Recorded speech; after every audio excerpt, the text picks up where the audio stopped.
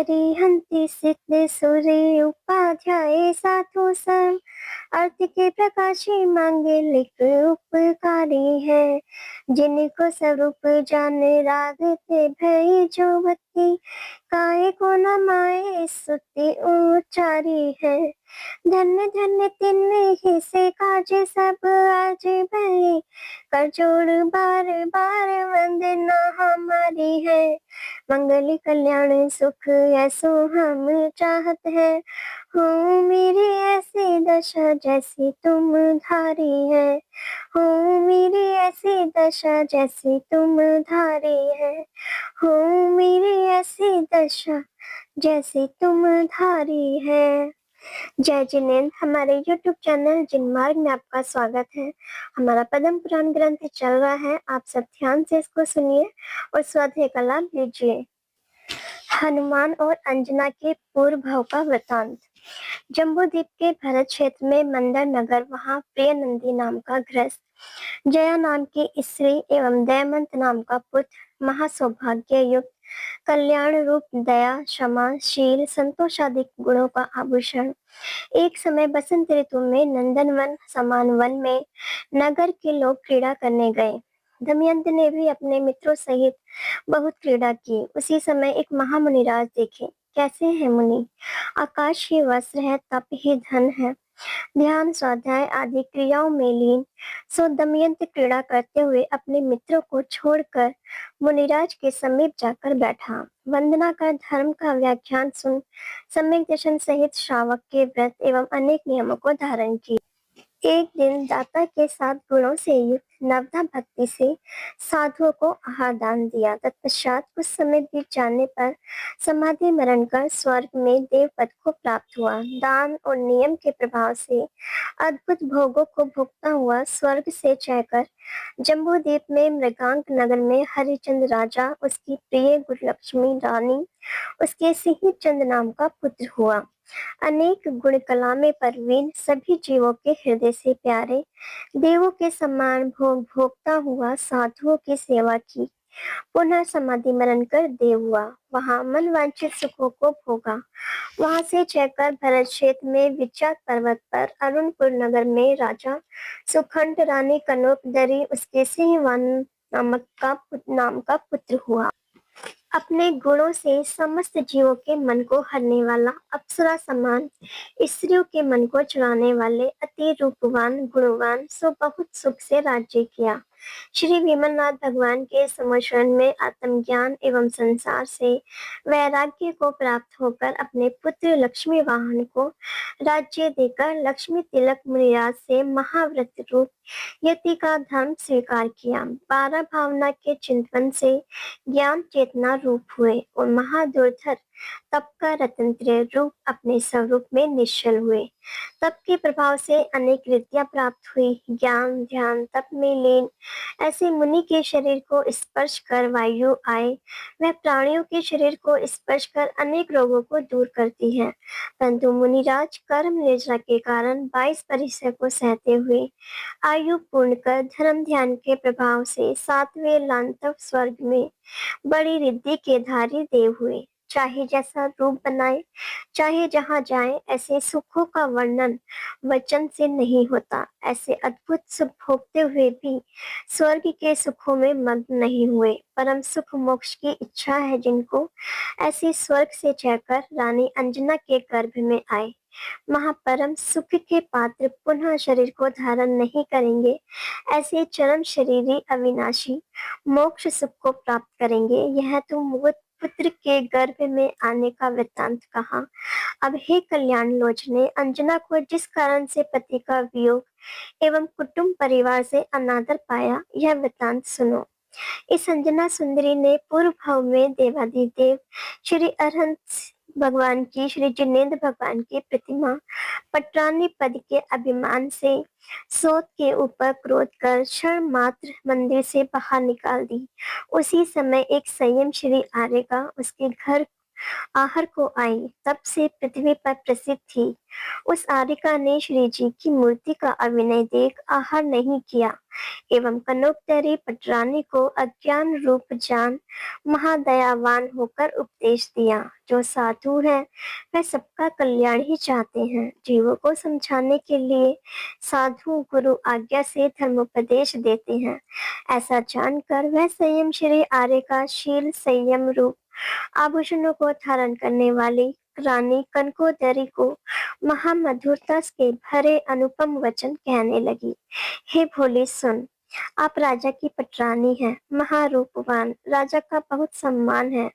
आपका शरीर भोगों का स्थान है, आपके पूर्व उपार्जित पुण्य का फल है।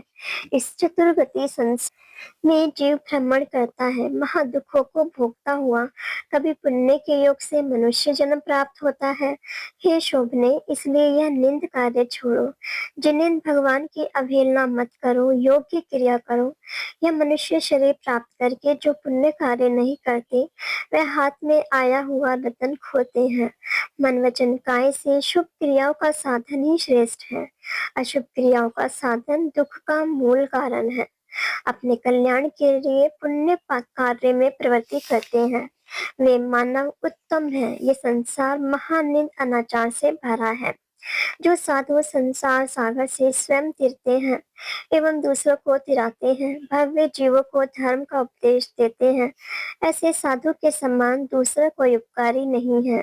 मुनियों के ईश्वर सौ इंद्रों से पूज्य, जगत के प्राणियों से वंदनीय धर्म चक्री श्री अरहंत देव के प्रतिबिंब का जो अभिनय करते हैं, वे अज्ञानी अनेक भाव में कुगति के महादुखों को प्राप्त करते हैं। उन दुखों का वर्णन कौन कर सकता है। यद्यपि श्री वीतराग देव राग द्वेष से रहित है, उनकी जो सेवा करते उनसे प्रसन्न नहीं, उनकी जो निंदा करते उनसे द्वेष नहीं, महामध्यस्थ परिणामी है। परंतु जो कोई जीव उनकी सेवा करता है वह स्वर्ग मोक्ष को प्राप्त करता है, और जो कोई निंदा करता है वे नरक निगोद को प्राप्त होते हैं। क्योंकि जीवों के अपने ही शुभ अशुभ परिणामों से सुख दुख की प्राप्ति होती है। जैसे अग्नि के संयोग से शीत का निवारण होता है, ऐसे ही खाने पीने से भूख प्यास की वेदना समाप्त होती है। जैसे जिनेंद्र भगवान की अर्चना से स्वयं ही सुख प्राप्त होता है, अविनय से महादुख मिलता है। हे शोभने, जो संसार में दुख दिखता है वे सब पाप कर्म का फल है, और जो सुख दिखते हैं वे सब धर्म का फल है। आप पूर्व पुण्य के प्रभाव से महाराज की पटरानी महासंपत्तिवान हुई, और अद्भुत कार्य करने वाला आपका पुत्र है। अब आप ऐसा कार्य करें जो आपको सुख की प्राप्ति हो। हे रानी, सूर्य के प्रभाव से आंखों से देखते हुए भी आप कुएं में मत गिरे। आप ऐसे कर्म करोगी तो घोर नरक में जाओगी। देवशास गुरु का अभिनय करना अत्यंत दुख का कारण है। ऐसे दोषों को देख मैं आपको नहीं संबोधूं तो मुझे परमात्मा का दोष लगता है, इसलिए मैंने आपको कल्याण के लिए धर्मोपदेश दिया है। जब आर्यका जी ने ऐसा कहा तब उसने नरक के दुखों से डरकर सम्यक दर्शन एवं श्रावक के व्रत को धारण किया। श्री जिनेंद्र भगवान की प्रतिमा मंदिर में विराजमान कर अष्ट द्रव्य से पूजा की। इस प्रकार रानी कनकोदरी को संयम श्री आर्य का धर्म का उपदेश देकर अपने स्थान को गई। वह रानी कनकोदरी श्री सर्वज्ञ देव का धर्म धारण कर समाधि मरण कर स्वर्ग में गई। वहां के सुखों को भोग स्वर्ग से जाकर राजा महेंद्र की रानी मनोवेगा उनकी पुत्री राजकुमारी अंजना सुंदरी हुई। पुण्य के प्रभाव से राजकुल में उत्पन्न हुई, वह उत्तम पति को पाया, लेकिन पूर्व भाव में जिनेंद्र देव की प्रतिमा को एक क्षण के लिए मंदिर से बाहर रखा। उस पाप से पति का वियोग एवं कुटुंब से अनादर पाया। विवाह के 3 दिन पहले पवनजय गुप्त रूप से आए और रात्रि में आपके महल की खिड़की से परस्थ मित्र सहित बैठे हुए थे। उस समय मिष्केशी सखी ने विद्युत पर्व की प्रशंसा एवं पवनजय की निंदा की। उस कारण राजकुमार पवनजय द्वेष को प्राप्त हुए, पुण्य युद्ध के लिए राजकुमार घर से निकले और मानसरोवर पर आकर रुके। डेरा डाला। वहां चकवा चकवे का वियोग देखकर करुणा जागृत हुई। सो करुणा ही मानो मित्र का रूप लेकर पवनजय को अंजना के समीप लाई और अंजना को गर्भ रहा।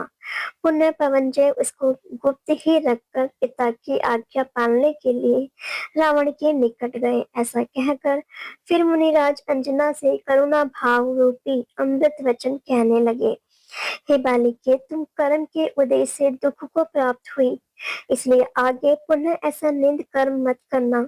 संसार समुद्र से तिराने वाले जिनेंद्र भगवान की भक्ति कर।